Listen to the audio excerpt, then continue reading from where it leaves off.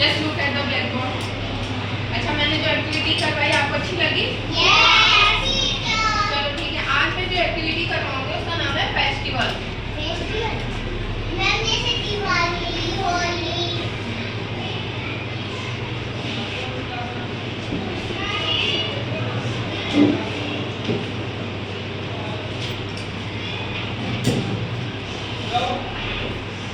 अच्छा बताओ, कौन कौन से फेस्टिवल मनाए जाते हैं हमारे यहाँ पे? कौन कौन से होली,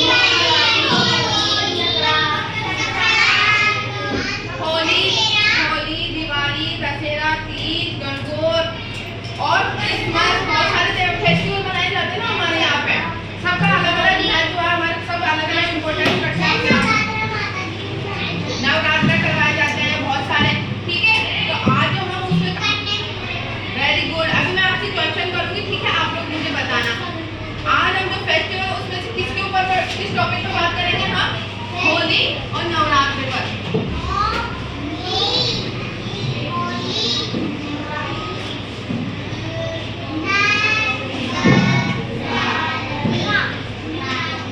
अच्छा, होली पे क्या क्या किया जाता है बताओ?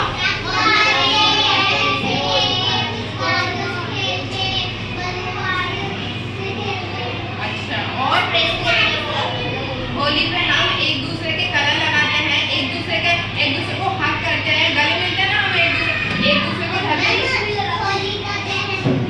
हाँ, होली का दहन भी होता है। और होली के दिन हम एक दूसरे के घर पे जाते हैं, एक दूसरे की मिठाइयाँ खाते हैं और नए नए पकवान बनते हैं। हाँ बोलो। होली के दिन हम कलर लगाते हैं, पता है ना आप लोगों को? अच्छा, होली क्यों मनाई जाती है? इसको पता है होली क्यों मनाई जाती है? अच्छा चलो, मैं इसके पीछे भी एक कहानी है, ठीक है। होली के दिन हिरण्यकश्यप नाम का एक राजा था, ठीक है। होली क्यों मनाई जाती है, ध्यान से सुन लो। हिरण्यकश्यप नाम का एक राजा था, उसके एक पुत्र था। पुत्र यानी जानते हो?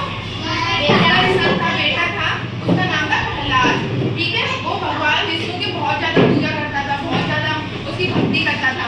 जब ये हिरण्यकश्यप ने देखा कि मेरा बेटा मेरा होते हुए भी वो भगवान विष्णु की पूजा करता है, तो वो बहुत ज्यादा क्रोधित हो गया। उसे बहुत ज्यादा गुस्सा आया कि ये मेरी पूजा करने के बजाय भगवान विष्णु की पूजा करता है।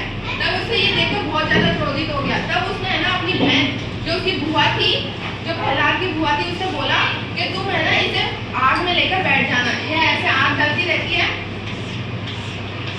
इसे यहाँ आग में लेकर बैठ जाना। किसको बोला?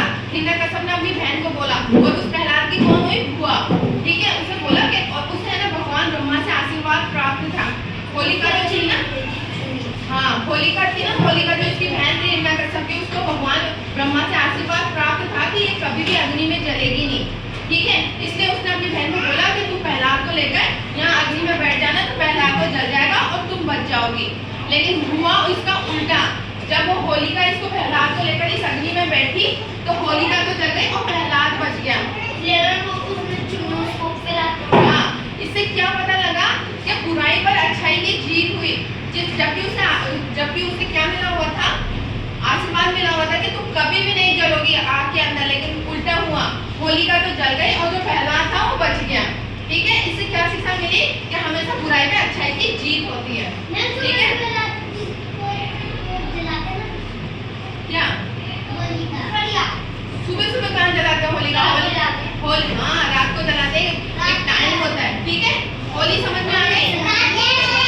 अब नवरात्रि, अच्छा चलो बताओ नवरात्रि में क्या होता है? बताओ। रंजन की बातें, और बताओ और क्या होता है?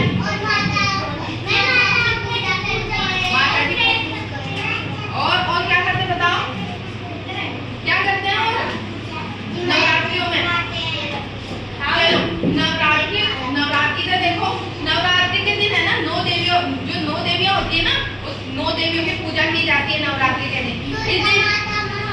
इस दिन जो 9 देवियां होती है ना, उसकी पूजा की जाती है, व्रत रखा जाता है, पूजन किया जाता है, माता की पूजा की जाती है। अच्छा, नवरात्रि क्यों मनाया जाता है ये बताया आप लोगों को? बताओ किसको पता है क्यों मनाया जाता है नवरात्रि? इसके पीछे भी एक कथा है, ठीक है। इसके पीछे भी एक कहानी है। ये क्यों मनाया जाता है? इस दिन है ना, एक दिन है ना, क्या बोलते हैं, महिषासुर नाम का एक राजा रहता है। महिषासुर नाम का एक राजा रहता है और वो इतना दुष्ट रहता है, इतना दुष्ट रहता है। और इसे जो महिषासुर था उसे भी भगवान ब्रह्मा से आशीर्वाद प्राप्त था कि वो सभी देवी देवताओं पर राज करेगा, वो अमर रहेगा।